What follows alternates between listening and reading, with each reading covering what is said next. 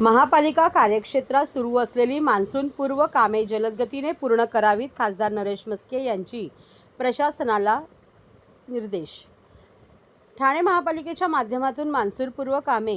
महापालिका कार्यक्षेत्रात सुरू असलेली नालेसफाई, वृक्ष छाटणी, रस्त्यांची अर्धवट स्थितीत असलेल्या कामांचा आढावा घेण्यासाठी खासदार नरेश म्हस्के यांनी शिवसेनेच्या पदाधिकारी व माजी लोकप्रतिनिधी समवेत आज महापालिका आयुक्त सौरवराव यांची भेट घेतली. ठाणे महापालिका कार्यक्षेत्रात सुरू असलेली कामे पावसाळ्यापूर्वी जलद गतीने पूर्ण करावीत, तसेच मान्सून कालावधीत महापालिकेचा आपत्कालीन कक्ष संपूर्ण क्षमतेने कार्यरत राहील या दृष्टीने नियोजन करण्याचे निर्देश खासदार नरेश म्हस्के यांनी महापालिका प्रशासनाला दिले.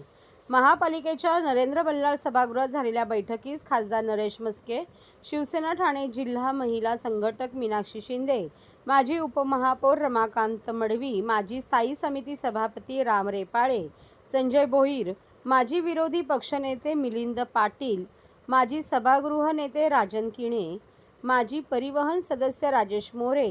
माजी गटनेते दिलीप बारटक्के व माजी नगरसेवक व नगरसेविका उपस्थित होते. या बैठकीत आयुक्त सौरवराव, अतिरिक्त आयुक्त 1 संदीप माळवी, अतिरिक्त आयुक्त 2 प्रशांत रोडे, नगर अभियंता प्रशांत सोनग्रा,